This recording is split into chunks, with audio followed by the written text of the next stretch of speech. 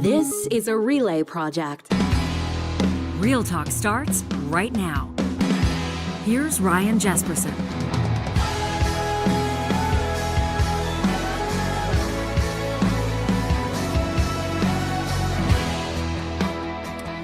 We have a heck of a week ahead of us, friends, and we're grateful to have you here with us on the show. Supriya Dwivedi in just a moment, as you know. First episode of every week in our feature interview presented by Mercedes-Benz Edmonton West, and a lot to talk about as political watchers across the country wondering if we will see more floor crossings as the Mark Carney minority government inches even closer to becoming a majority government. Of course, that changes the game in how everything plays out, including getting that budget passed. There's also rumblings, John Hicks, the intrepid producer of this show, that the President of the United States himself, Donald Trump, may have his name slapped on the new stadium wherein the Washington Commanders, the NFL franchise in that nation's capital, will play. I'm not sure how serious it is. The team has said this is not a thing.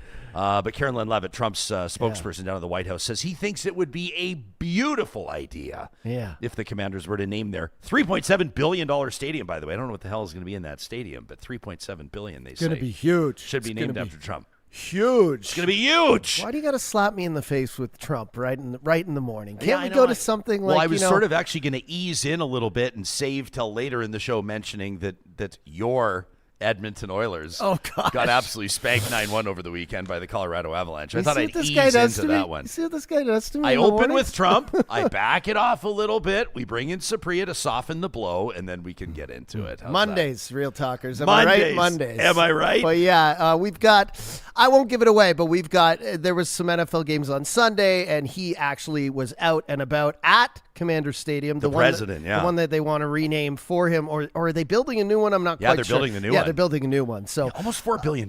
So how does a stadium cost $4 billion? Well, man, they care about their football down there. They got to have TV screens everywhere. They got to have moving ceilings, everything. But I won't give it away, but we'll see how the crowd reacted to him being shown on the big screen on Sunday. I think you maybe just did. And I think everybody's, well, it's sort of funny, though, because you'll have some people jumping on this end. There will be some folks that are interpreting it differently on the other end. Of course, we also have some political developments to talk about that have some Alberta implications and beyond, including Matt Genereux. If you were watching or listening to Real Talk last week, the Real Talk rumor mill was reporting that Matt Genereux had been approached and that he may or may not have been considering crossing the floor to the Liberals. Now, of course, we and our guests included in that, Zane Felge, Punita McRyan, had a hard time wrapping our minds around that idea. The longtime Conservative MP, the Conservative MLA, the provincial politician before that, could it actually happen? Well, it didn't actually happen, but just hours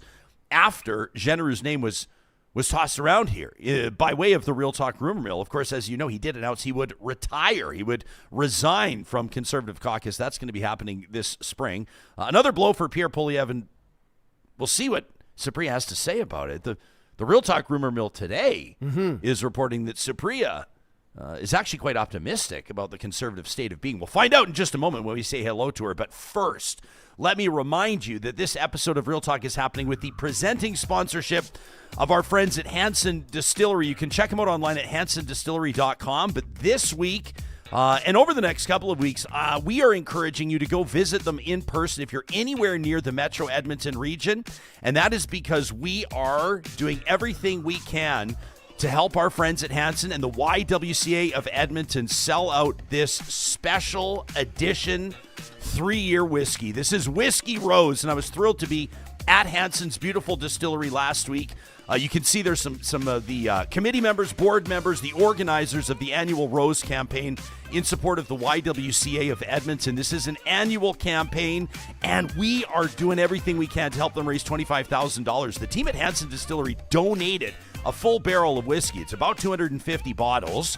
We're pricing it at $100 a bottle, which means that 100% of proceeds from the sales of the special limited edition Whiskey Rose are going to go toward YWCA Edmonton's Rose campaign. This is a campaign, an annual campaign. It runs across the country, as a matter of fact, to end violence against women and girls. And you can do your part by visiting Hanson in person. It's right across from Mercedes-Benz Edmonton West on 174th Street, 111th Avenue in Edmonton. Pop in, buy a bottle, buy a case. $100 a bottle with $100 from each bottle going to the YWCA of Edmonton, courtesy of that incredible donation from our friends at Hanson Distillery. Our thanks to them, and a big shout out to the team at the YWCA of Edmonton. You can always, of course, visit their website as well if you want to learn more about the Rose campaign. Supriya Dwivedi, our valued guest, the first episode of every single week, presented by Mercedes-Benz Edmonton West. My friend, it's nice to see your face again. We know, of course, that this week we'll have in store some developments when it comes to federal politics. We know that there's a lot happening behind the scenes as the Carney government works to maintain confidence. We just don't know exactly what's going to happen, exactly who is being approached, which is why we're grateful to have you here. Bring us into the loop. Yeah, I mean, it's not often that you have a drama-filled budget week, right? And that's exactly what it was last week. So on Tuesday, presenting of the budget, that same day, there's a floor crosser. And the way it came about, I think, is interesting because the MP d'Entremont, who's, a Nova Scotia MP, made comments to Politico, which he then later referred to as like a passing comment he made to the media. But in that comment, he basically said that he was contemplating crossing the floor. And then lo and behold, once Conservative caucus is like, yo, what's up? He officially crosses the floor. But it was like the absolute idiotic way to go about it on his part, to talk to media about it before cementing it. And then, as you laid out there in the intro, a couple of days later, a ton of speculation about what was going to happen with MP Genereux, and he turned out just to, resign. That resignation is going to come to fruition, I guess, in the spring. But as you noted, Carney had a very strong minority from the outset, right? He was only 3 seats shy. Now he's 2 seats shy. And if you're him, don't you think it's easier to just get 2 more disaffected Conservative caucus members to come over to your side to make the majority than it is to actually try and appeal to the NDP or the Bloc to vote for your budget? Like, I don't know. If I'm him, I'm going full court press on anybody that looks like they're even slightly annoyed with the leadership in the Conservative Party. Yeah, I'm grateful that you're here, though. For people that don't know, I'm sure most do, but you're a former senior advisor to the Prime Minister of Canada. Obviously, you've understood and seen the inner workings of this office. And I don't know, it feels to me like, people last week, and I don't blame them, including in our live chat here, powered by Park Power, we're talking about the, probably the most famous floor crossing, easily the most famous floor crossing in Alberta, more than 10 years ago, when Danielle Smith and her Wild Rose colleagues going to cross the floor to the Conservative Party, the Progressive Conservatives, led at that time by Jim Prentice. But you've got like one Conservative Party moving over to partner with another Conservative Party. Like, how deep is the ideological chasm? Or give us an idea of like the significance of someone crossing from the Conservatives to the Liberals, federally speaking, or vice versa. Like it's not a small thing, right?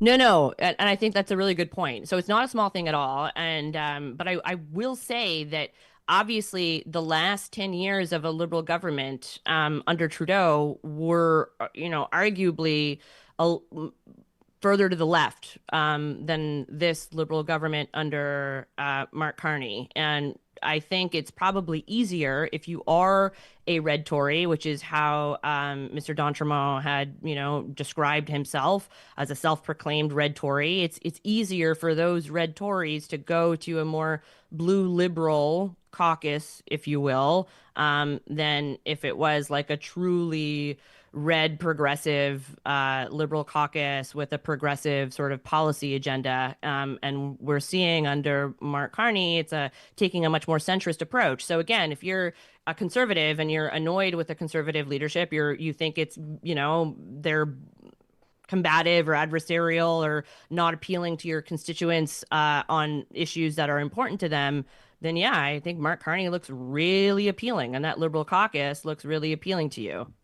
This is kind of an interesting one. Chris d'Entremont, in his first TV interview since crossing the floor, I'll reference CBC News reporting on this, reads the headline, "Barging into office, yelling from Conservative leadership, quote, sealed the deal on defection, says Chris D'Entremont. He said that, this is pretty wild, as a matter of fact, said the negativity and beating up on someone else coming from Conservative leadership, said a lot of times I felt like it was part of a frat house rather than a serious political party. He basically said that Andrew Scheer walked into his office, walked into his office, said when the assistant opened the door, so the Conservatives are saying that they calmly entered the reception area and then quietly left the room. Have you read this? The difference in accounts here is absolutely wild. Like, he says basically they barged into his office. They pushed open the door, says they almost knocked down his assistant and yelled at him about, quote, how much of a snake he was. So the Conservatives obviously have a very different memory of how that all played out. But it kind of gives you a sense, and those had been the rumblings, and that's what a lot of people were saying. By the way, we've reached out to Matt Genereux, have heard back from him, but nothing in sort of, with respect to Mr. Genereux, who's not confirmed or denied anything that we've talked about outside of what his statement has said. His statement says it was not made under duress. He said he was not pressured into this, said he had a meeting with Pierre Poilievre that went just fine. I'm not sure about that, but it sounds like kind of the culture in there is one that pushed D'Entremont out. Now, I will say this as well: if you're at opposition with a relatively fragile minority government there, and you have that government in your sights, and you're in a position to potentially trigger an election and flush that government out, the last thing you want to see is floor crossing. So I'm not surprised to hear that there may have been a little bit of passion at play. All of this is circling back around to how people think that Pierre Poilievre's doing as leader. Is he the guy to get them across the finish line? Where do you think he's at? Yeah, that's, again, great question, Ryan. Boom, boom, boom with the questions this morning. I mean, look, I think at the end of the day, what's interesting to me is that how long has Pierre Poilievre been leader now? It's 2022-ish? So check the exact months. I'll get it for you. Let's say 3-ish years, okay? He's been leader. We had an election about 6 months ago. If you all of a sudden woke up 6 months after the election and are like, I don't like his leadership style, it's like, yo, homie, where the hell have you been these last, 3-ish years? Yeah, and September 10th, 2022. There you go. Yeah.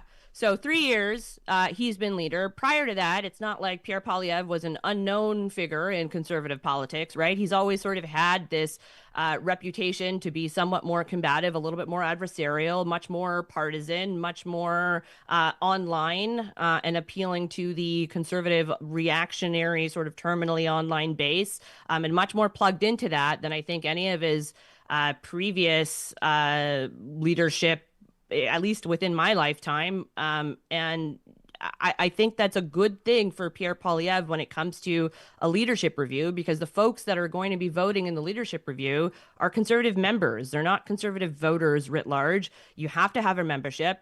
And just by definition of having a membership, you're likely a lot more plugged in to the ins and outs of capital C Conservative politics than if you were just a casual voter who's either, to the right of center or at the center, and your vote tends to be purple, red or blue, depending on who the leader is and what the issues of the day are. But I think as long as Pierre Poilievre can stave off any more, caucus drama, whether it's a bunch of folks coming out to say that they disagree with his leadership style, or if it's a full-fledged crosser, I do think Pierre can actually remain somewhat safe. And if you look at, Abacus Data just did recent polling on this, looking at Aaron O'Toole as well as Andrew Scheer towards the tail end of their leadership run over the Conservative Party, and they were much less popular than Pierre Poilievre is. So Pierre Poilievre may not appeal to your,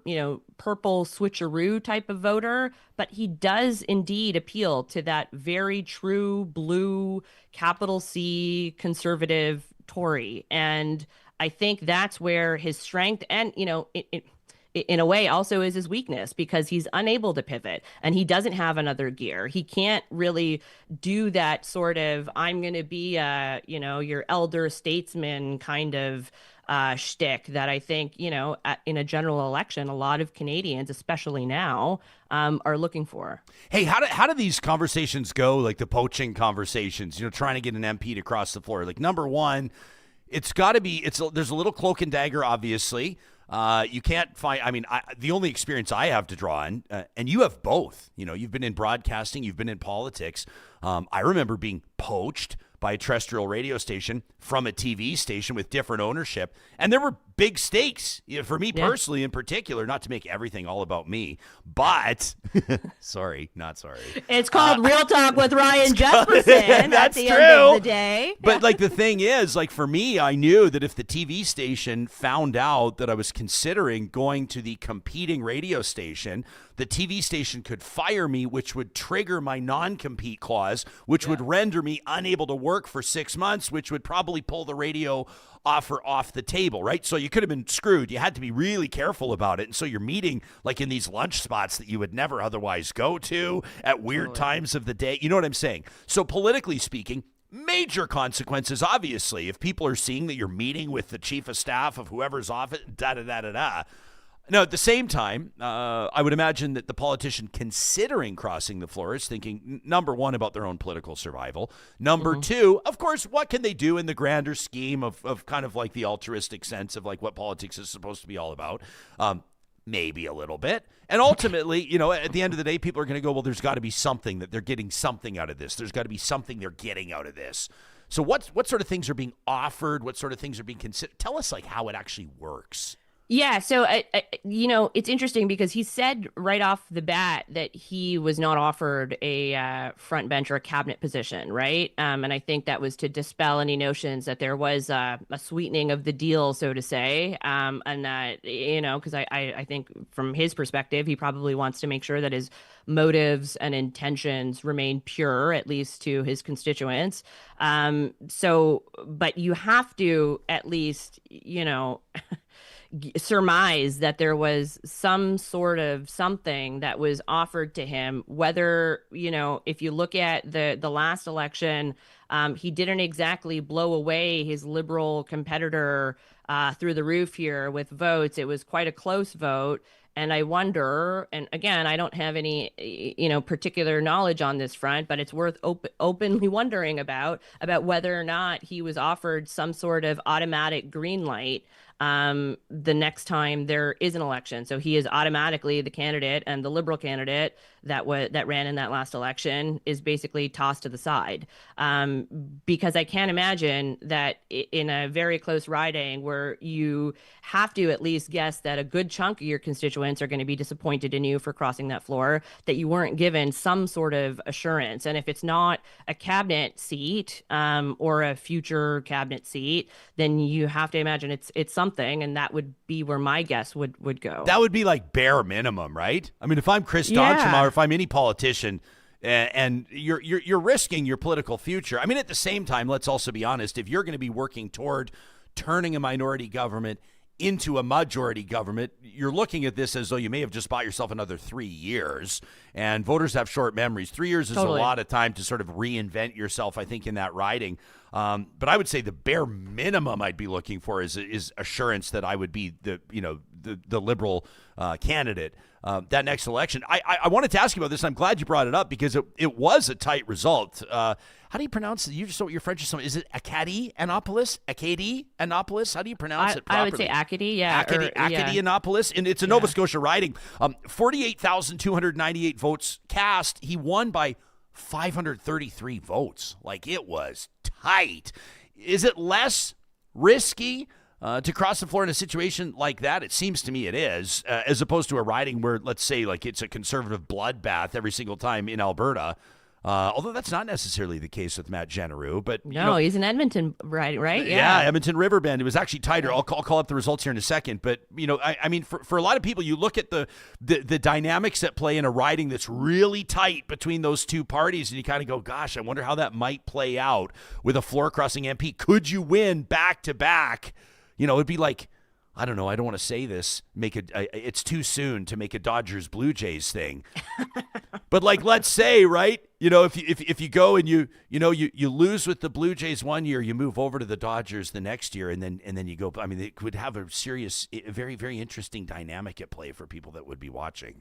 Yeah, totally. But I think you hit the nail on the head when you got into his thinking there a little bit, that if you go over to cross the floor for a government that has a strong minority, thinking that, and he has said this multiple times now, that he seems to be aware of at least 3 or 4 other Conservative MPs who have the same misgivings about Pierre Poilievre's leadership and the leadership in the opposition leader's office that he has. So if there are these other folks that are having these conversations, I'd imagine from Mr. d'Entremont's perspective, he thought he was probably pretty safe, and he thought he was going to be the first in a series of dominoes that were going to cross the floor. And in doing so, you propel this strong minority government through the threshold for it to be a majority government, and all of a sudden you've got a good solid 3 years to go back to your constituents and say, and to your and exactly that, like, voters do have short memories, and it's like, who's going to care about a floor crossing if the next election, should they get a majority government, right, isn't 3 years from now, and you've got all this other stuff to show your constituents of what the government has done for you. Yeah, no kidding. So for people listening on the podcast, we were showing it on the screen, but in the most recent, the 2025 federal election, end of April, in Edmonton Riverbend, that's Matt Gendarew's riding.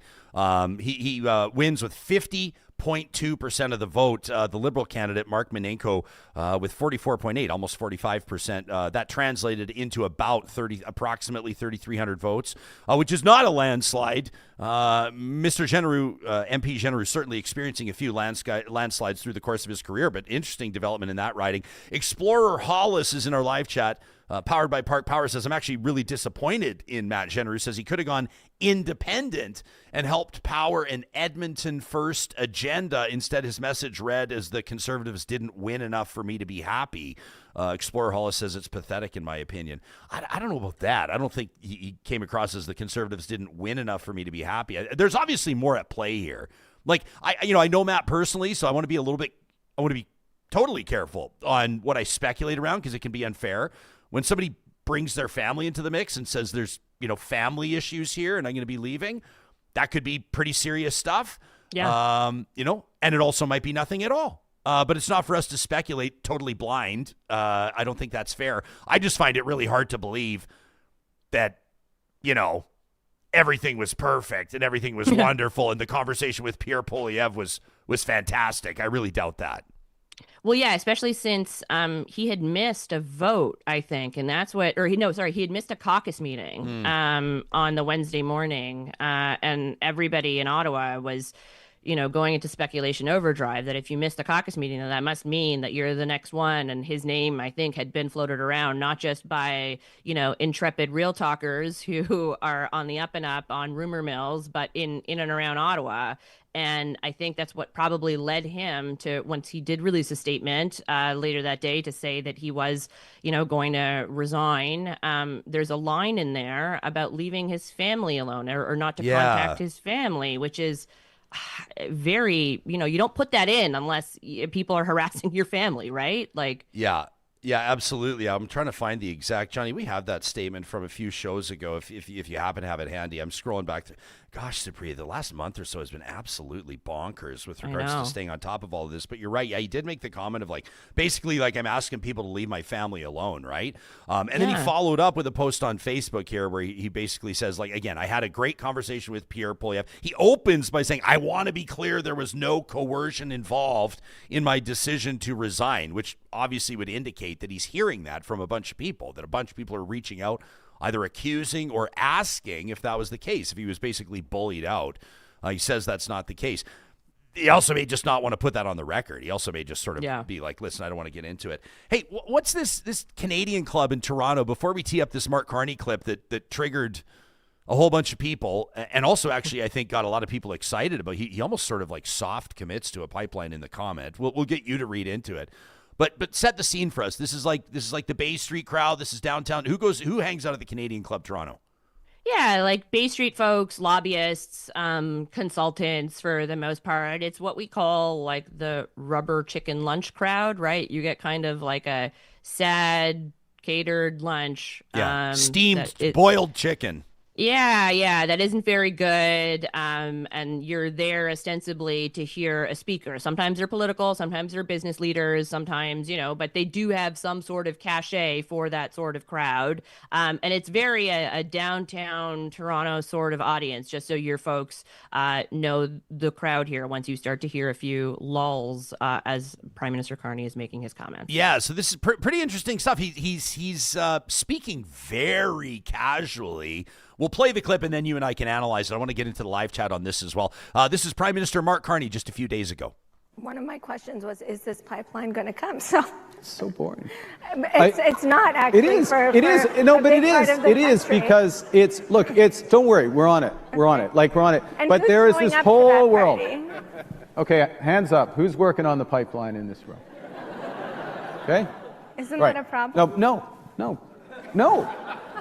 Look at all the variety. Nav, we have. Yeah, if there's more prosperity, they'll get more cell phone services. But look. Okay, so what's going to drive one of the things? Don't worry. We're on the pipeline stuff. Danielle's on line one. Don't worry, it's going to happen. But something's going to happen. Let's put it that way. It's not very good negotiating by my perspective. But what some in the room will unlock on the data center side, the intelligence infrastructure side, will have a much bigger impact on productivity in this country. Will have a much bigger impact on our standard of living. And advantaging that, which is what we're doing with the productivity superdeduction.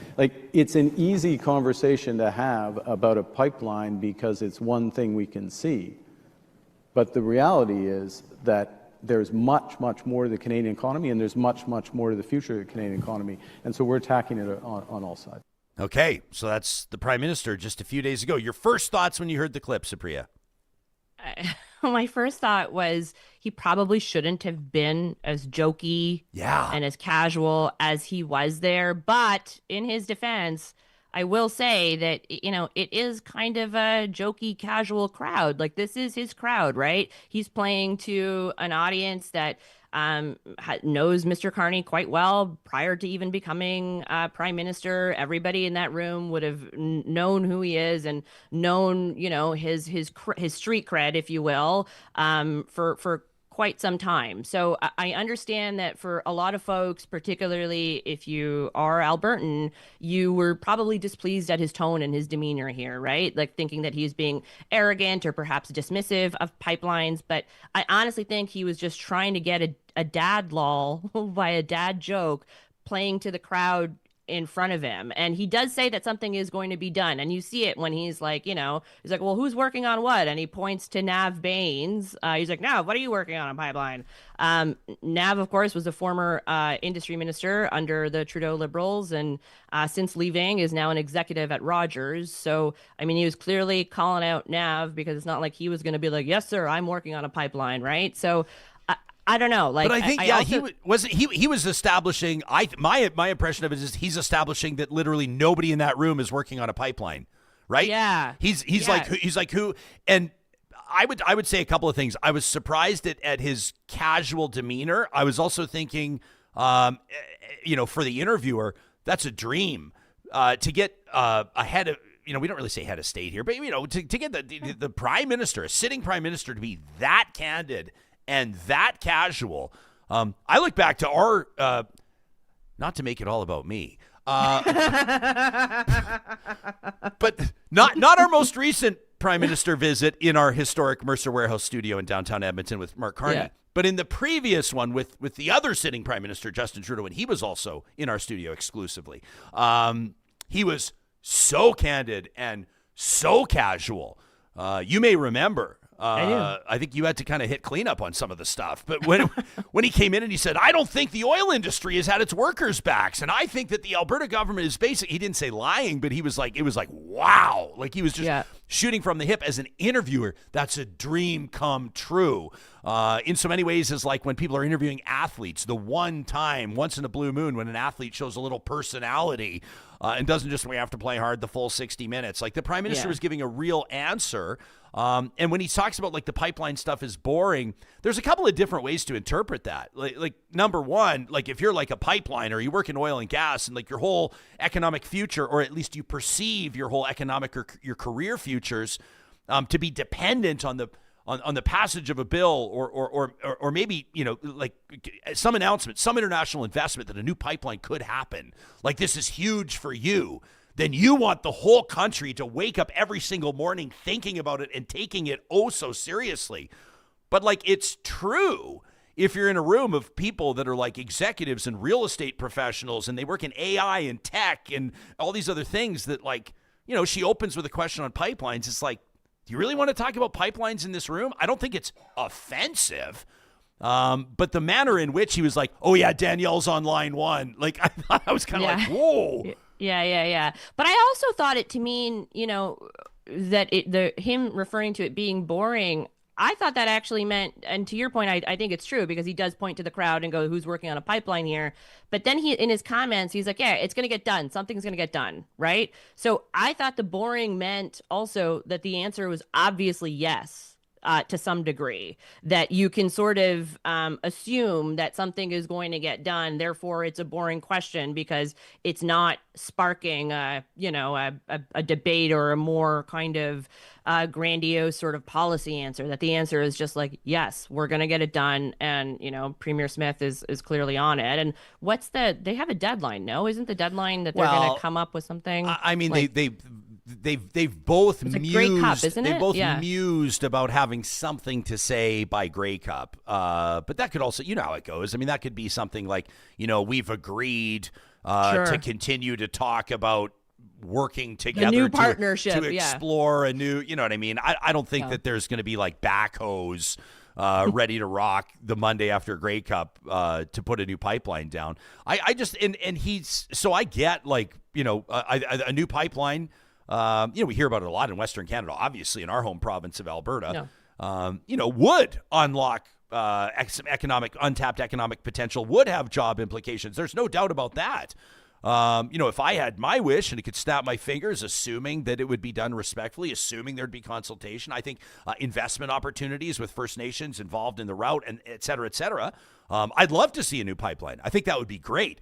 But I also think that like the average person, in particular outside of the prairie provinces, is probably not walking around every single day like wondering if there's going to be a new pipeline. There's a million other things on people's minds. Not to say it's not an issue, not to say it shouldn't be an economic priority, but I didn't mind the answer. I just thought it was really I thought it was gutsy. It was risky. Yeah, I think it was risky. And I'd be curious as to what is, comm staff or the staffers that were present with him at that event, how the debrief went after the fact, right? As he's getting into his car, or he's getting his jacket.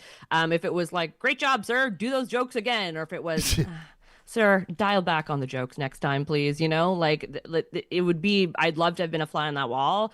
It's clear, though, that the prime minister is much more, at home with talking about pipelines and this. So, that has to give like at least some sense of optimism to folks in Alberta. No, like it wasn't all anger that you're seeing on the internet, was it? Because my feed was a little bit more mixed. Yeah, I don't know. For example, let me read from our live chat. Like Cliff says, asking who's working on the pipeline at a private luncheon in Toronto, says it was very dismissive. Cliff says so that's kind of how it struck him. I don't know, but also you could say, like, yeah, gosh, and maybe I'm being devil's advocate here. I'm just trying to analyze it based on, like, it's funny, right? Like, if you look at the global news reporting on it, like what does the headline say here? Check it out, like globalnews.ca. What's their number one takeaway in reporting by the Canadian press? The headline: Carney tells business crowd a new pipeline project is going to happen. Whereas that was my takeaway, right? Like that's Global's takeaway. Canadian press, a new pipeline project's going to happen. Whereas like Candace Malcolm's takeaway from Juno News or Pierre Poilievre's takeaway is that Mark Carney thinks pipelines are boring. It's like, guess what? Like pipelines are boring. Like that doesn't mean they're not important, but they're not exciting. Like there's a few people based on bumper stickers in Alberta on F-350s that you believe may see even intimate potential with pipelines. I mean, some people are very, very into pipelines. Some people profess their love for pipelines every single day. That doesn't mean that everybody has to. I just think that, like, realistically, he's addressing that room. Probably didn't think. I mean, I host, for example, one of my favorite events all year. It's through the Alberta Chambers of Commerce, and it's called Political Action Day. And they have like the Premier's Dinner, and they bring in ministers, and Alberta Chambers members can hobnob and rub shoulders with power players and decision makers. And it's a wonderful day. And part of that is the media panel.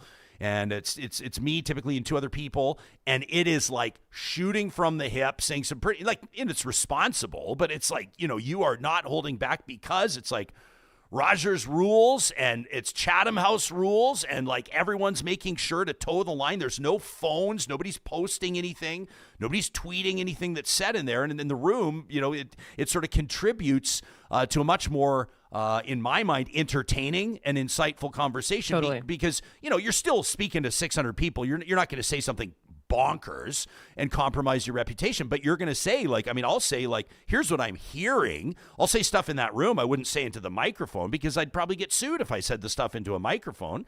Not defamatory stuff, but really speculative stuff. You speak differently in a room when you're addressing that room.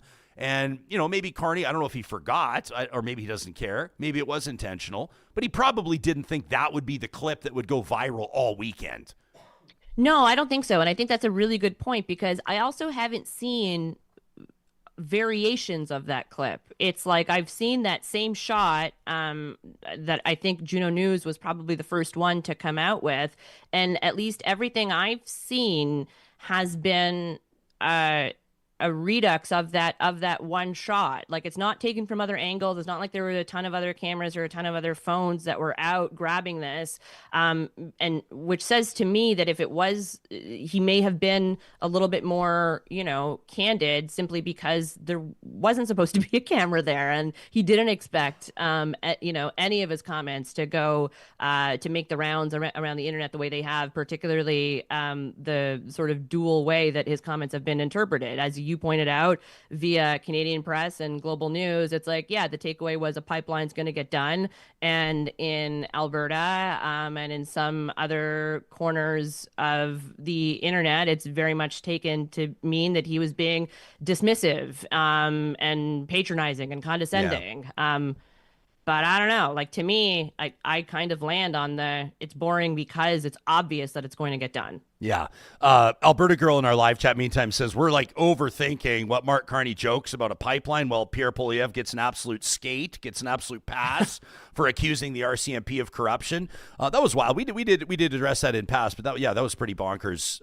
Poilievre basically suggesting that, well, I mean, am I accurate in suggesting that he said that Justin Trudeau should be in jail, and that the only reason that he's not in jail is because there was corruption on behalf of the RCMP who didn't do their job in investigating? I mean, is that pretty close? That's certainly summary? how I took his comments to mean, and I think the vast majority of people took his comments to mean, which is why he had to sort of play cleanup. And I think, if you're looking at some of the conservative disaffection around his leadership, I'd have to imagine the Trumpy sort of lock him up language that he was using there definitely played a part, especially if you are representing a riding that isn't a blowout, true, absolute blue conservative riding, and it does tend to go purple once in a while. Yeah, and I think that like this story goes back, almost a month, well, at least a few weeks, but I think that's probably what called out some pretty senior former Harper aides, as an example, Harper senior staffers, and kind of piling on Poilievre on this. You get to you can't be the conservative leader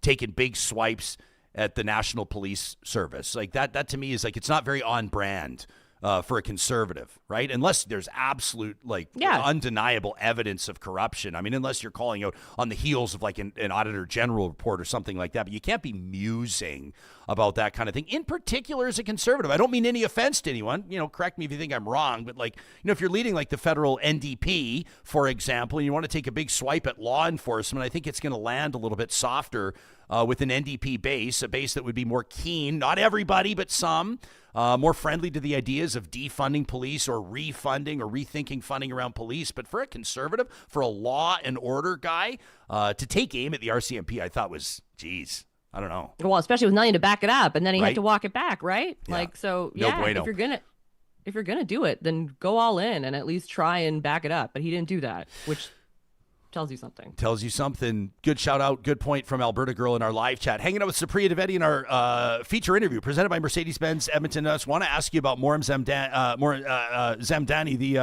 Mamdani. Zohran Mamdani. I'm fucking it all up, and you knew I would. I'm going off script right now. Johnny and I we're doing our best to make sure that we can pronounce his name correctly because we heard from some friends of the show that were soft correcting our pronunciation of New York City's new mayor's name, Zohran Mamdani, and maybe lessons to learn for Canadian politicians, if any exist. Plus, will the Washington Commanders really name their new stadium after President Donald Trump? We'll put that in front of Supriya Dwivedi in just a moment.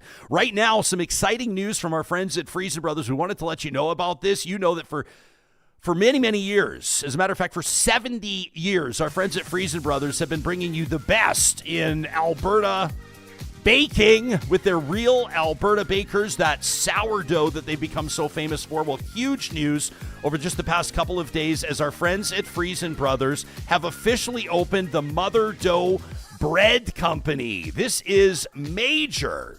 Now located in West Edmonton, this is the very first location of the Mother Dough Bread Company. You can find it at Winterburn Point. This is a local reference for our Edmonton audience members at 21742 92nd Avenue. Just search for Winterburn Point. Search for the Mother Dough Bread Co. sandwich shop.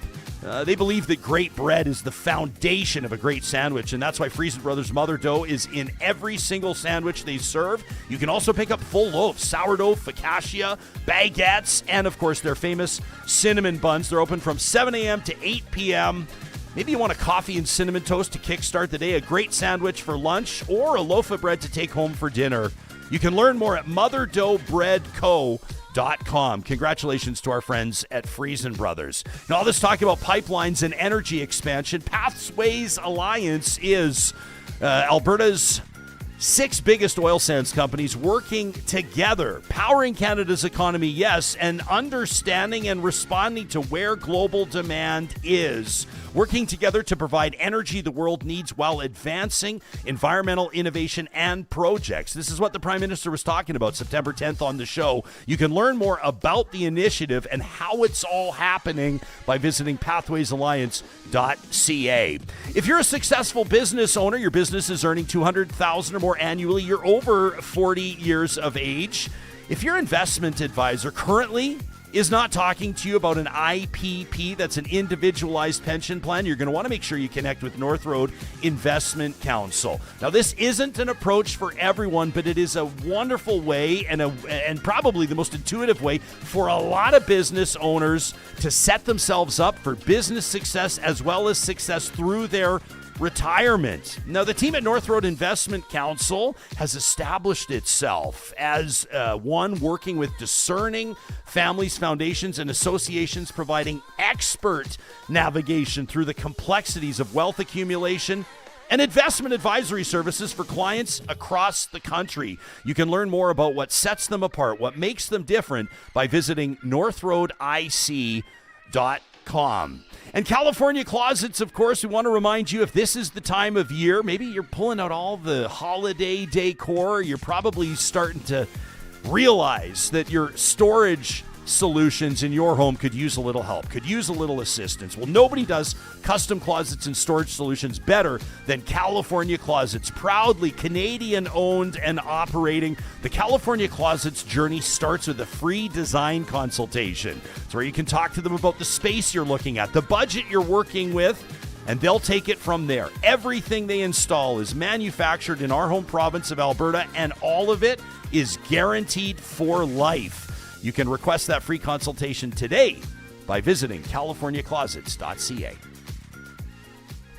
Supriya Dwivedi, our feature guest, the first episode of every single week, presented by Mercedes-Benz Edmonton West. We were talking to political strategist Zane Velji, Panita McBrien as well, an expert in community building, and she actually just stepped away as CEO of the Downtown Business Association here in our home city of Edmonton. So Panita brings a really interesting perspective to the mix as well. Zohran Mamdani had just won he's been mayor-elect of New York City at this time. When we talked to them, Supriya, for like 12 hours, and a resounding win, I think. It's been described many different ways as a meteoric rise.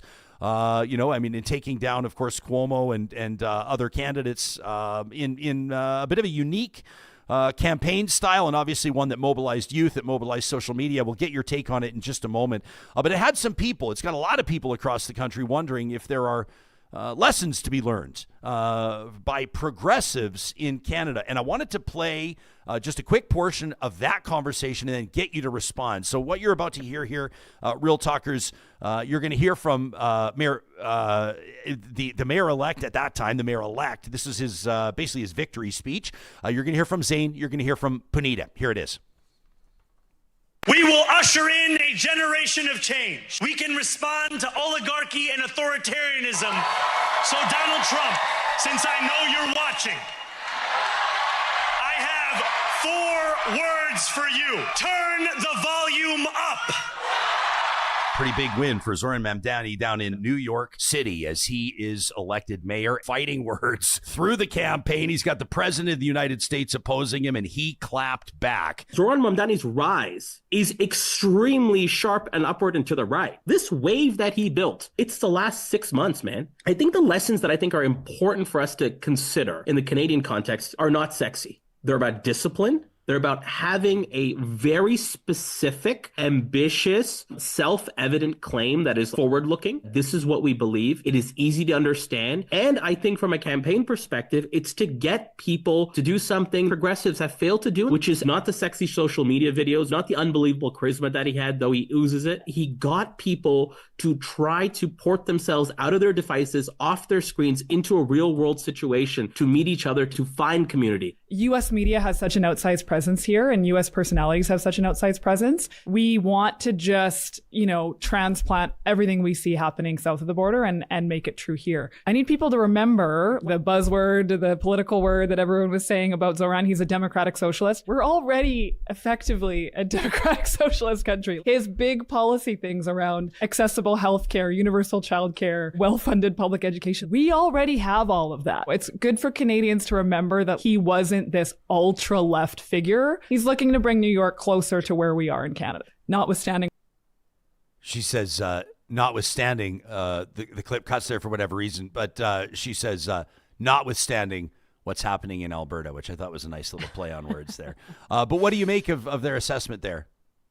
Yeah, I think it's incredibly correct. I would also, just to piggyback on some of, what Zane and Panita said, is that you can't recreate a campaign that was built upon an incredibly likable and authentic candidate. Like, I think the term that Zane used there was that he oozes charisma. That's absolutely right. And then on top of that, he had a very easy, digestible message, but more than that, and I think what was so refreshing for so many, folks that were supporting him, particularly if you are, left of center and progressive, is that he refused to back down whenever there was this sort of bad faith attempt by the billionaires that were opposing him or Andrew Cuomo that were attempting to get him to dial back on something or walk something back. He just refused to and stayed on message, which takes a ton of discipline, to Zane's point. But it also, you have to be true to yourself. And I think the problem that we run into quite a bit in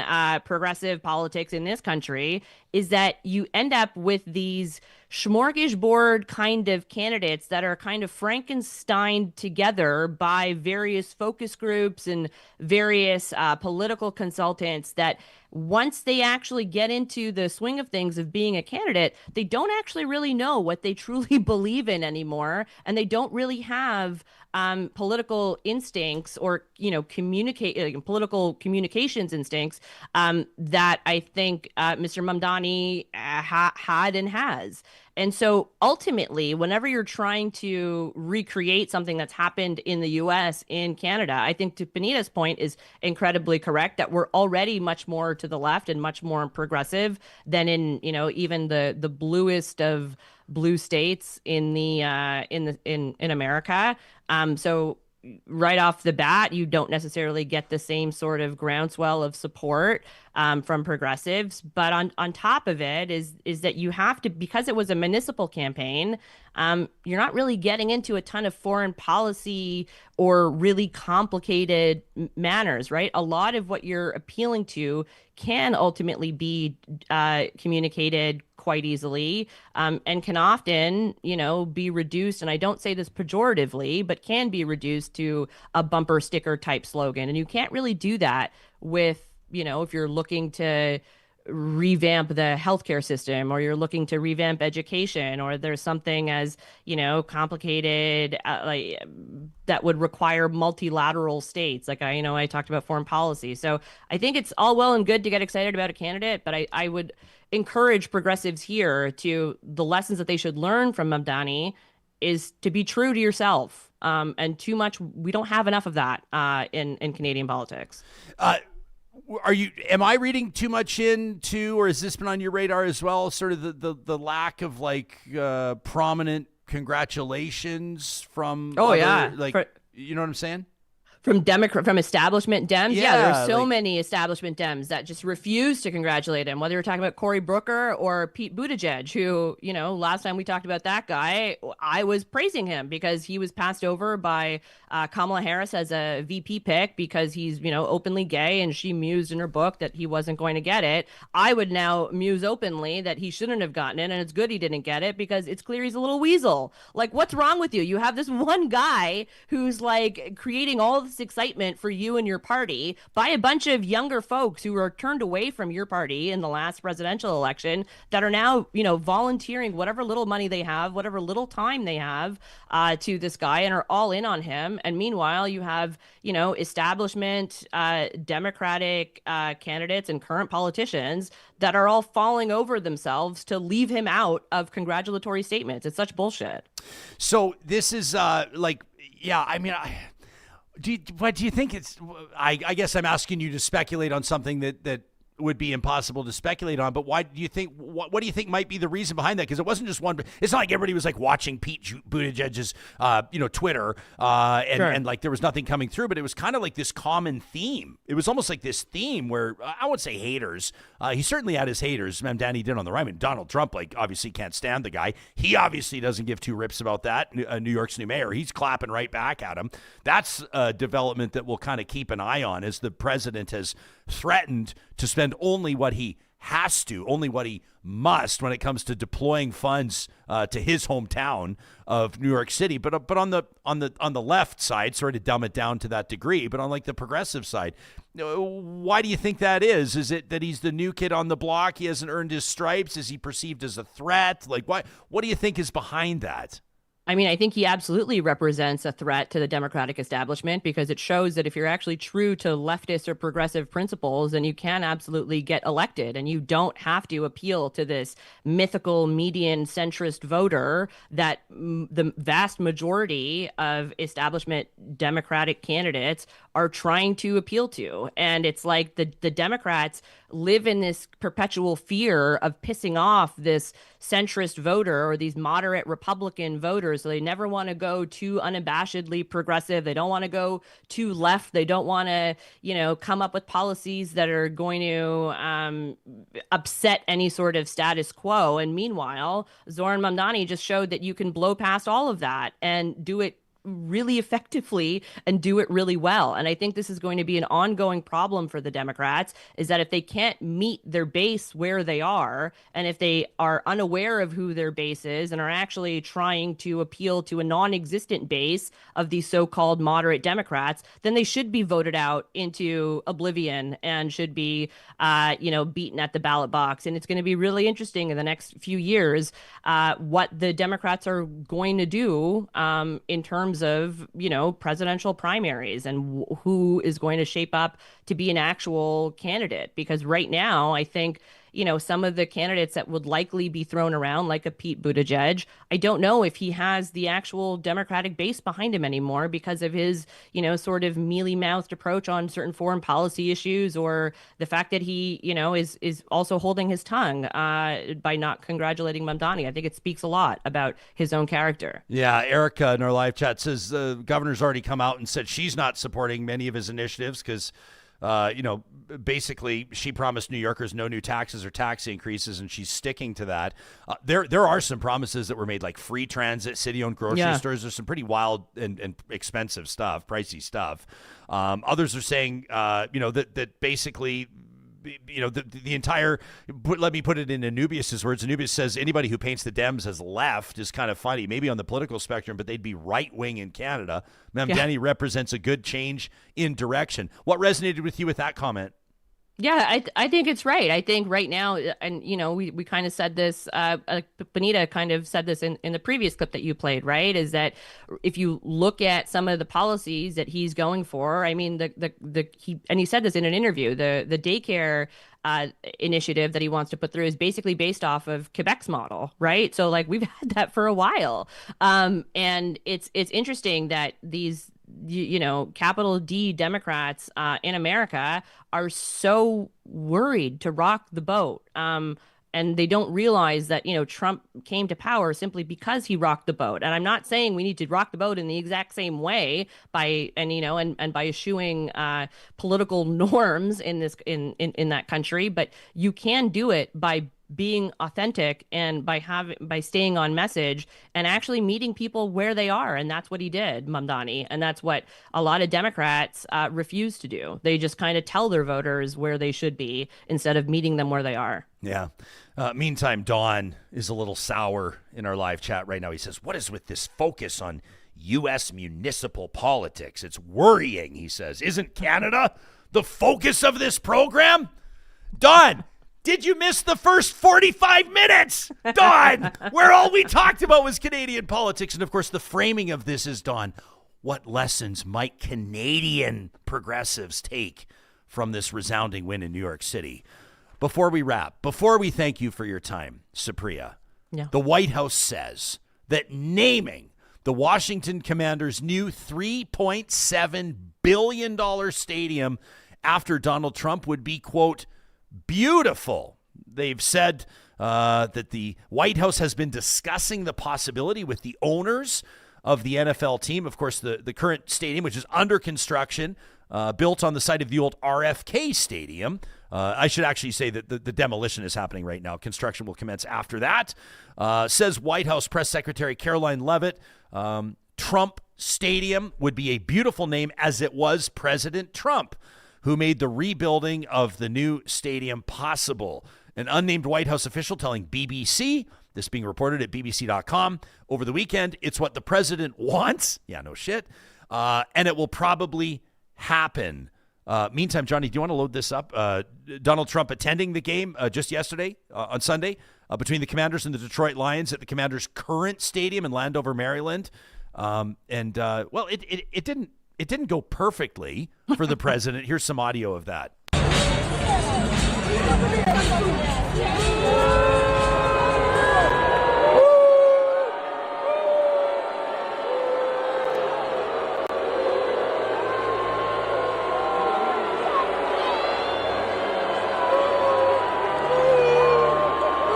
For people listening on the podcast, it's now showing the president on the big screen, showing him in the luxury box there at the game.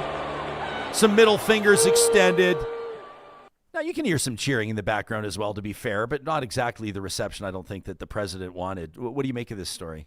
I mean, I make of it that probably everybody around him that day had to do some version of, no, they weren't saying boo, they were saying boo earns or whatever it is that they were trying to, assuage what I'm sure was like boiling hot rage from the president after that. But, you've been on, like, when you first came on, you were talking about the price tag of the stadium, something like almost $4 billion. It seems to me if they're going to name anything after President Trump, having a stadium that's that expensive will have to mean some sort of gold-plated something. No, he can't have something named after him without it being gaudy. Maybe that's why the cost is so high. They've factored in all these Trump accoutrements they're going to have to put in. Boy, first of all, I can't even. I don't even like. Rogers Place across from us. It's not an NFL stadium. Like, let's not, it's not apples and oranges, that sort of a thing. But I remember that was built for I think $600 million all in. And there were, I remember like when they built the wonderful facility in Seattle, that was $1 billion, and everyone was like, "Oh my gosh, $1 billion stadium, $3.7 billion." What do you even?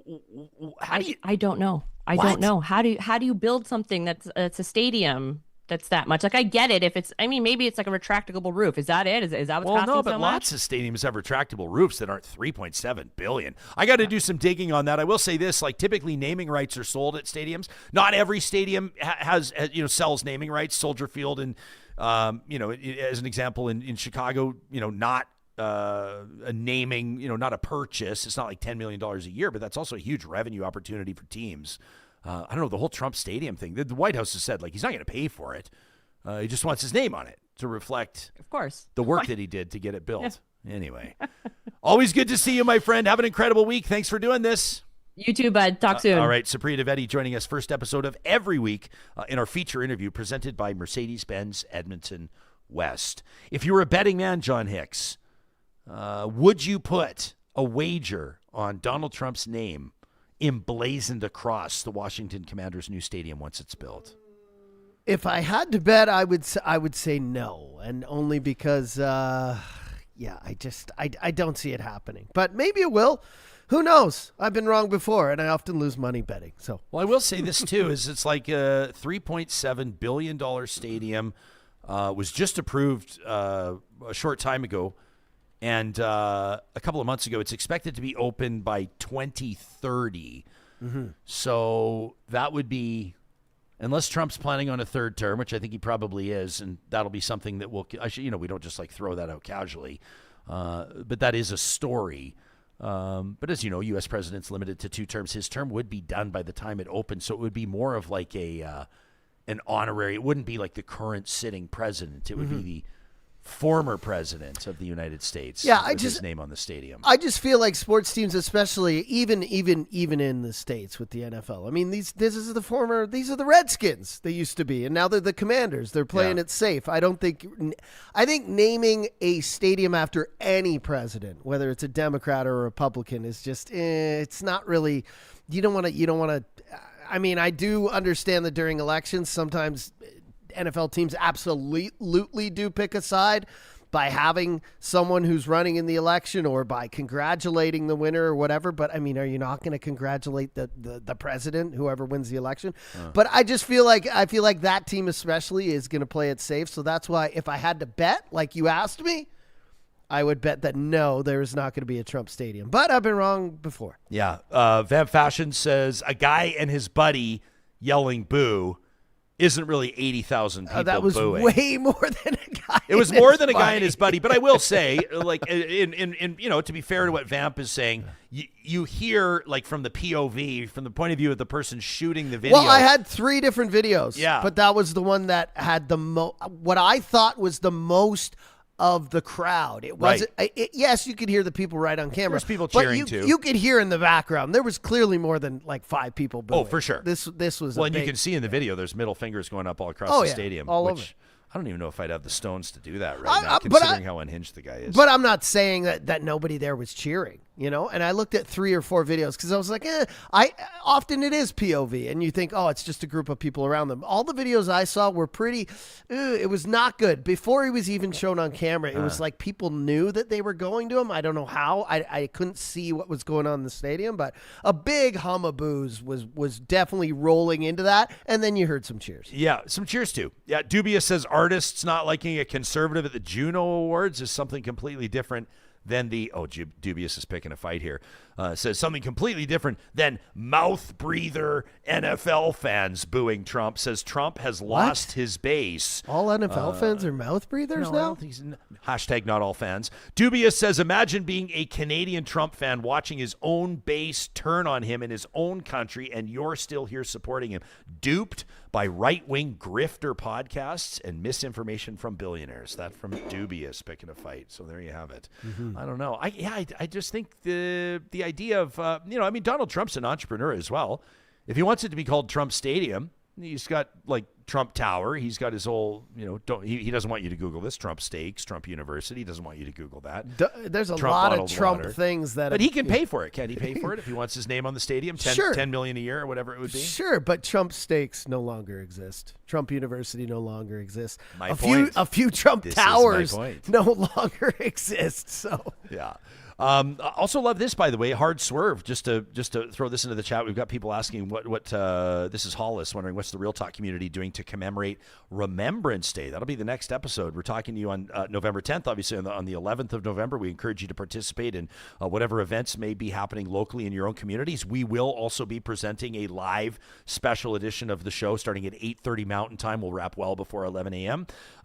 Featuring some of the most, quite frankly, remarkable Canadians in on their own mission. We're going to get details on this basically around the idea of lest we forget and what they're doing to make sure that the sacrifices made by Canadian men and women over the decades is recognized and properly commemorated. So we encourage you to join us for a special episode of Real Talk coming up. That'll be on Tuesday, the 11th of November.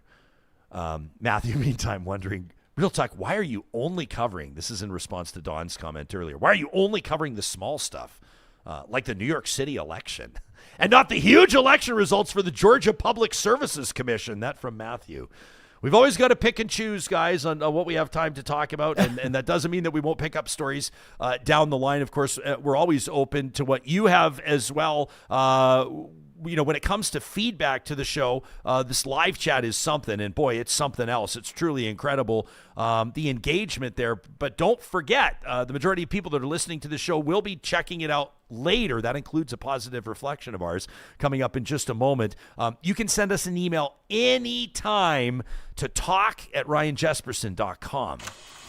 Edmonton is here because the river is here. So we care for it. Protect it, share it. The water of the North Saskatchewan sustains all of us.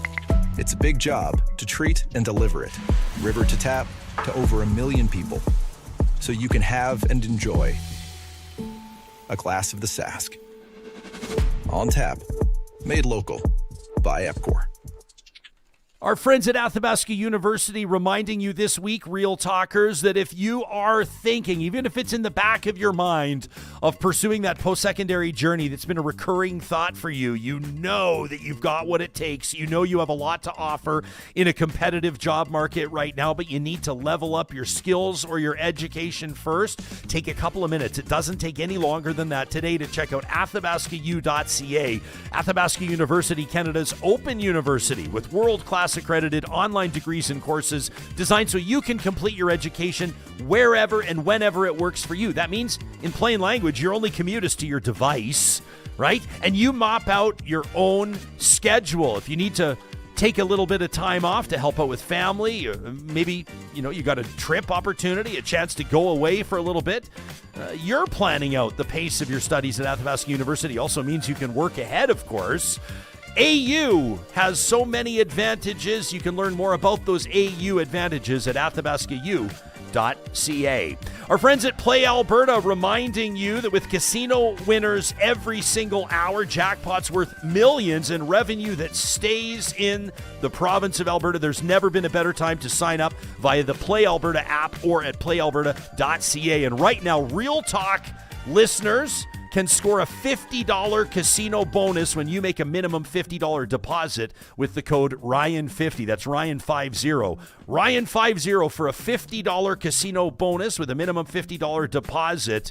Start playing. Use your game sense today when you do and find out if you're Alberta's next winner. You must be 18 or older to play. You can learn more at playalberta.ca. And we were so thrilled last week to support UCAN Youth Services annual celebration night. This was the official launch of their capital campaign. This group, this remarkable nonprofit, is working to raise $2.5 million this year to support growing their operations. Their relentless approach to working with young people, empowering these young people with the knowledge, support, and skills to remove themselves from at-risk lifestyles, to plug back into an education or employment pipeline. UCAN Youth Services is helping young people turn their lives around, and the stories are nothing short of inspiring. You can learn more about what UCAN is doing.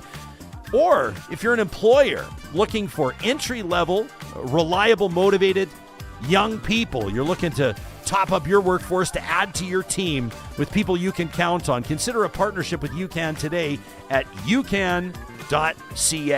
And our friends at the Royal Alexandra Hospital Foundation reminding you that every Tuesday here on the show, we're presenting Echoes of the Alex. We're helping the Royal Alexandra Hospital Foundation celebrate 125 years, if you can believe it. It is an unbelievable legacy at the Royal Alexandra Hospital. The impact in this community, well, it's hard to put into words, but Real Talkers are doing that with submissions.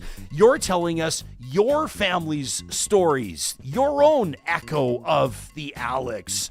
You could be featured in an upcoming edition of Echoes of the Alex. That's every Tuesday here on the show. Send us your story, how the doctors, the nurses, the staff at the Royal Alexandra Hospital Foundation helped you. Talk at ryanjesperson.com is where you can send those. And don't forget, we're looking to raise support for the next 125 years at the Royal Alexandra Hospital Foundation. You can learn more about that. Consider making a donation today at givetoroyalalex.org.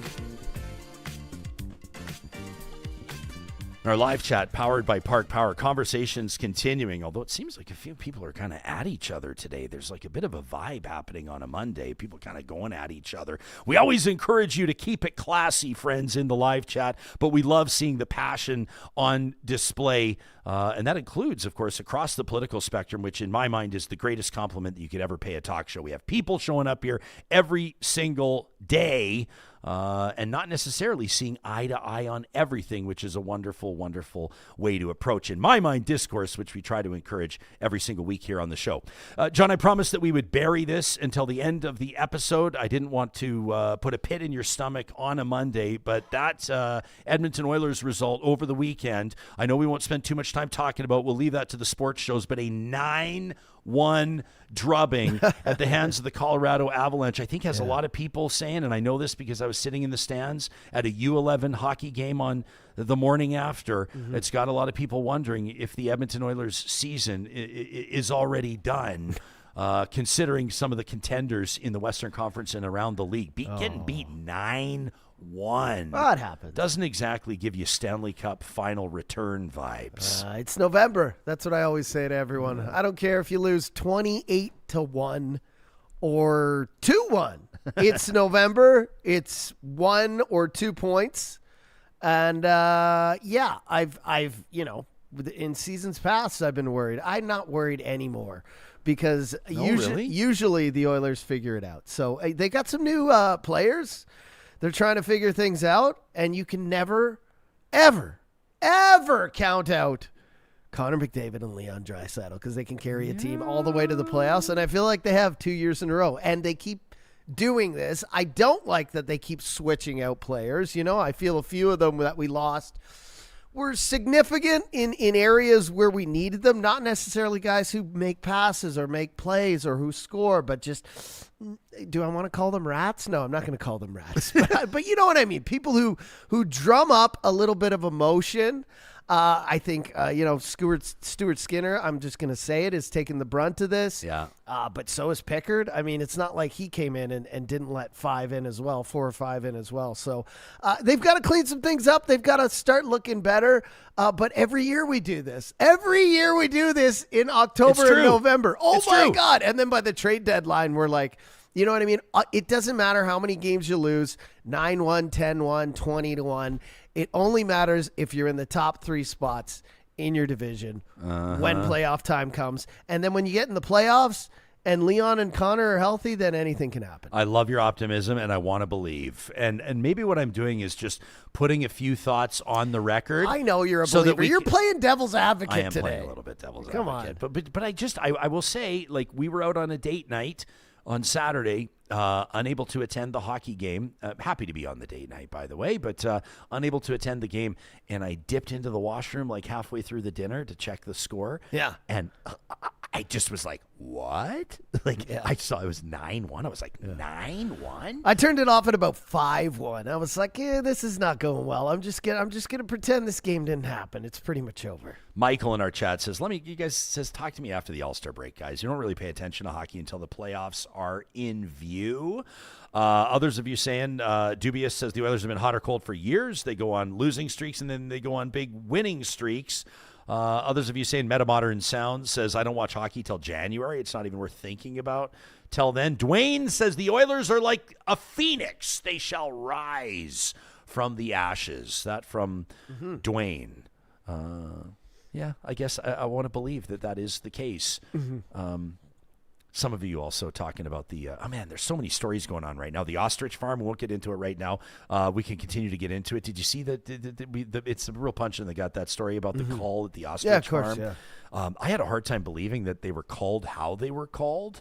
But I'm seeing here a comment from Ms. KD that says the misinformation out there on that Ostrich farm story is wild. So I'll tell you what I'm going to do. In a moment of responsibility, I'm maybe not going to say into the microphone what I'm noticing about that story, because what happens if I am being swayed by misinformation? Maybe I better clarify what I've read before I offer comment on it on the show. Maybe that can be sort of a tone that we set on this. But it appeared to me, I think most people are familiar with that story, that the ostriches had been deemed, their deaths were deemed to be necessary because it was an avian bird flu that had worked its way through there. I should look this up before I say anything more. But advocates had been basically fighting for these birds, like, for their what do I say, the right to live, I guess. The call had been ordered. I'm going to be citing Global News reporting on this. Amy Judd is the journalist. This reported on November 7th. globalnews.ca. The ostrich cull ordered by the Canadian Food Inspection Agency, CFIA, at a farm in Edgewood, BC. The cull has been completed. A Global News camera operator at the scene of the Universal Ostrich Farm said gunshots were first heard around 6 p.m. This would have been last Thursday, so 6 days ago. As of Friday morning, 4 days ago. Friday morning, the flock of 300 to 330 birds had been declared dead. Supporters of the farm could be heard chanting and yelling, angrily decrying the call. Yeah, no shit. The CFIA confirming birds were shot by professional marksmen in a controlled on-farm setting. Said the organization, the CFIA, the method consistent with Canadian Veterinary Medical Association recommendations may be used as required when other methods are impractical. RCMP said that no one was injured or arrested as it played out. The cull had been ordered after an outbreak of avian flu among the ostriches. And, of course, this had gone all the way up to the Supreme Court of Canada. But the Supreme Court of Canada had declined to hear a final appeal on this. Said a spokesperson for the Universal Ostrich Farm, this is Katie Pastney, the CFIA will not break us. The CFIA has just given us more motivation than ever to continue marching on to protect agricultural-led industry, to protect life versus death. Wild story. I mean, I guess like I'm of a couple of thoughts on this. I've only been sort of watching this at like full disclosure, at kind of like a surface level. I think what the average Canadian has been aware of what's been happening here, and it's obviously it's a sickening and gut wrenching situation. It's a horrible situation. I understand. I mean, like, if you look at this, what I'm showing on my screen right now, Johnny, like I'll describe this for the podcast crew. Can I rewind that? I wonder if it'll work. Yeah, it'll work. Check this out. What's going to come up here on the screen. So like, look at that. I mean, you're seeing tarps all over the ground. That's like, those are 300 bodies, 300 plus bodies, 300 ostriches shot dead. I understand that, number one, I'm not a scientist. Number two, I'm not an expert. So take this for what it's worth. But, I mean, obviously, avian flu is nothing that you can mess around with. Avian flu has to be attacked, appropriately. And I guess the CFIA did what it believed was necessary in this circumstance. But it is like a horrific reality. I don't know. I'm not an expert on wildlife. I think the bigger the animal, the bigger the eyeballs. We've talked about this a lot. The bigger the eyeballs of the animal, the more they resonate with people. You know what I'm saying? Like an ostrich, it's like a big bird. It's a massive bird. Maybe you feel differently. Maybe we feel differently. I've talked about my hypocrisy in past on the show, that I feel more for dolphins and whales than I do for tuna. I'll pull a tuna out of the water anytime and eat it raw in the boat.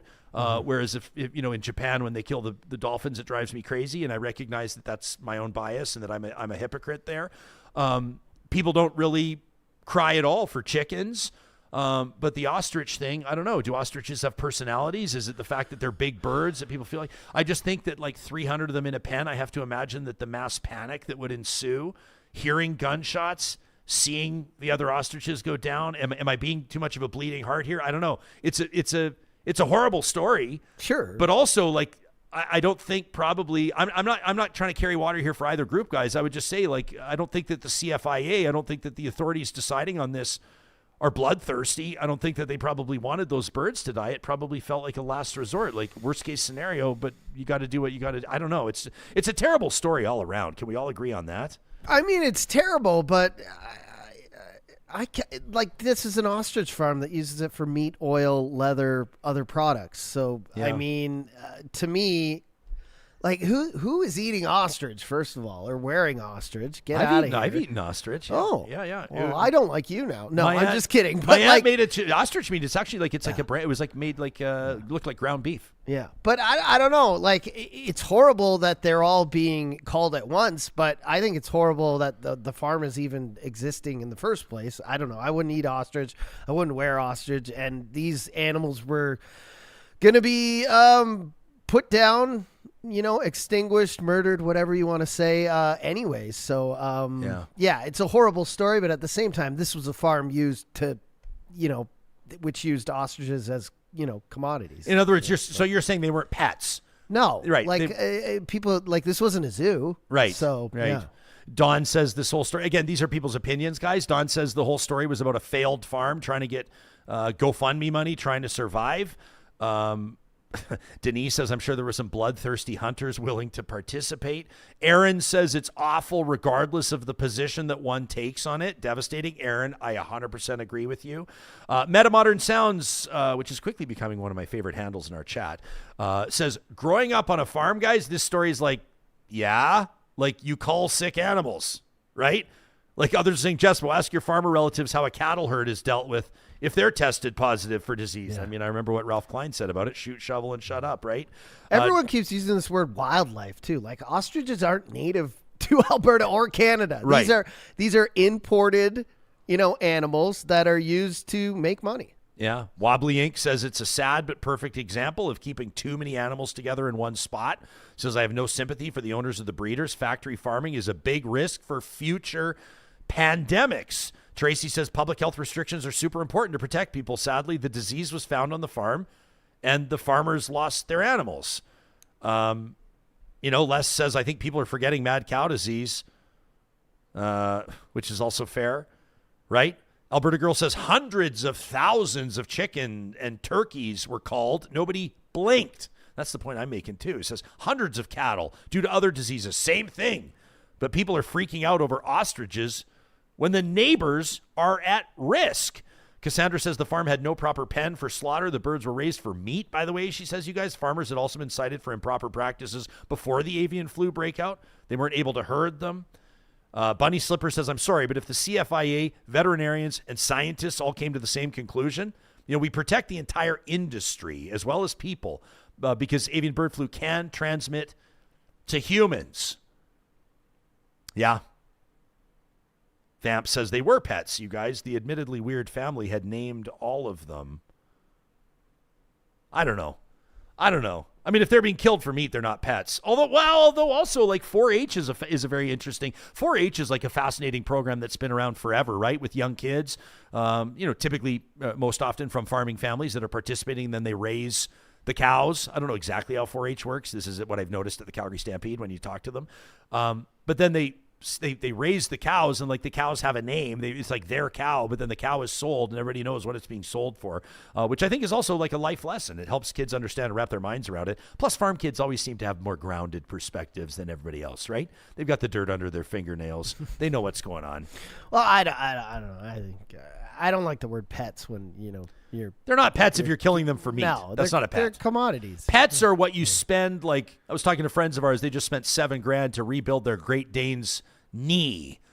Do you call it a knee on an animal? A joint? You call it a knee? What is it, like the meniscus? I paid almost $2,000 for a cat, an elderly cat we had who is now since passed, Chloe, to have her knee fixed. So, but they don't do that with pets on farms. They're just, no, they're not pets. Time to go. And also, yeah. And I mean, I certainly don't represent Jesperson farmers across the province of Alberta. I'm not ragging on farmers. I'm just saying, I know you're not at all. A lot of them like to They're call not them pets, and I'm like, okay, that's fine. And I understand the relationship farmers have when they raise and bring to, adulthood these animals, but like you're doing it. It's a job, right? These are commodities. These are things that cost money, and you make money. 100%. Yeah.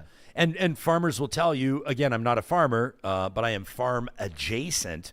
They're dogs and cats even. Like they live outside. They live in the barns. Like farm dogs typically, I'm sure there will be some exceptions, but it's not unusual for like farm dogs to have like a dog house or to stay in the barn.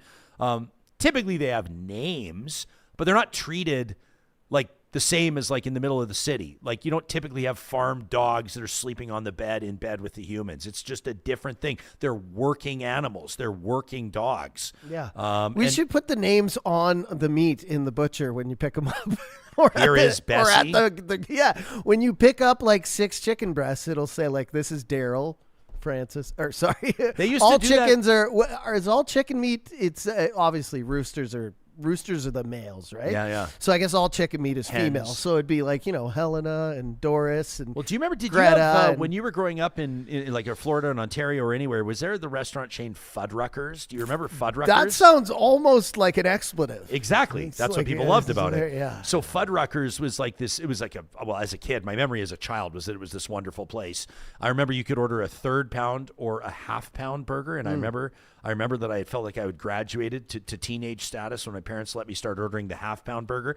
But then your burger would come up and then you could put your own dressings on it, whatever. It was kind of a fun place. But they had framed photos of like beef cows, like all on the wall. And I felt like that was it. It felt like these were photos of the cows we were eating. I was kind of like, oh, that's kind of an interesting decor choice there. Cassandra in our live chat says, my family farmed and they had names for the animals they raised and they named them and they ate them. Oh, I just fact checked myself.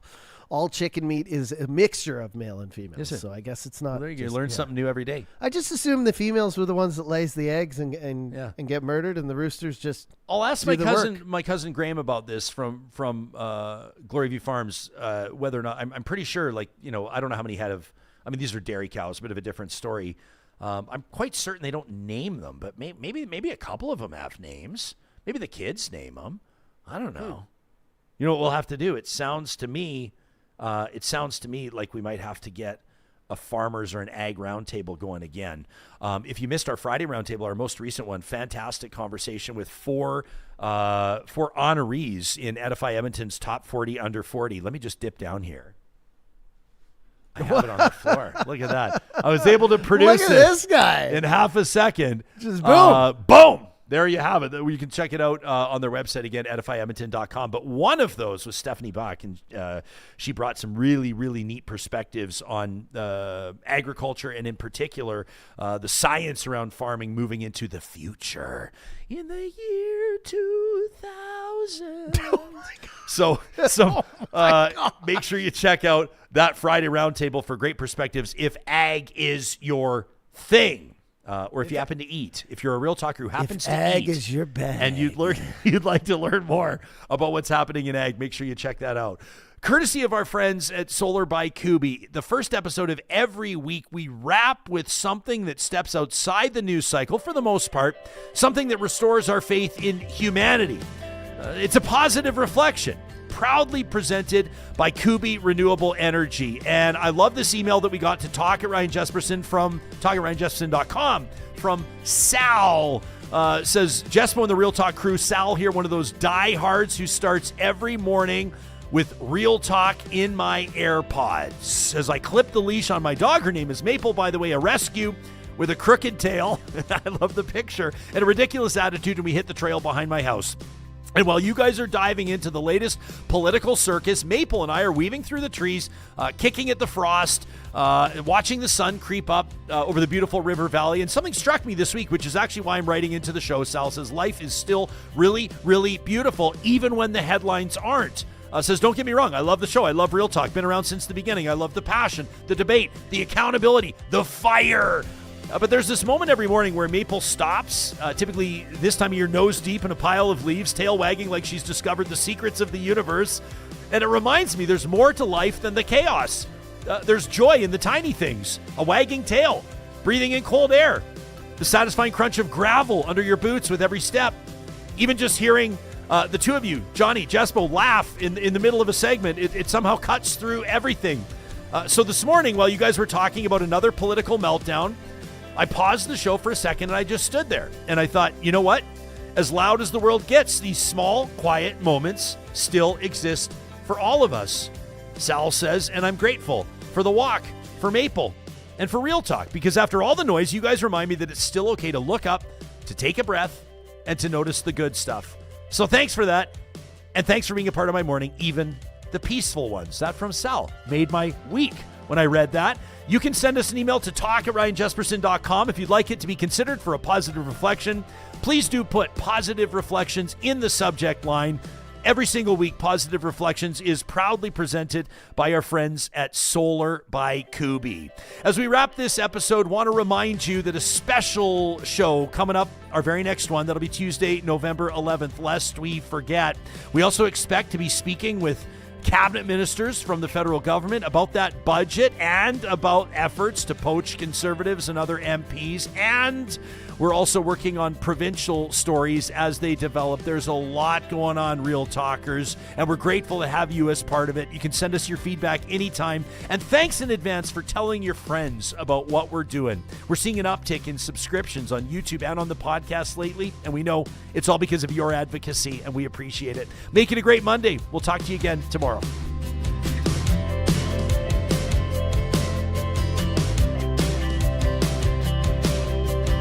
Real Talk is hosted by Ryan Jesperson. Executive producer Josh Dunford. Technical producer John Hicks. General manager Katie Cook-Chivers. Account coordinator Lawrence Derlego. Human resources Lena Shepard. Website design Mike Johnston. Voiceover by me, Carrie Skelton.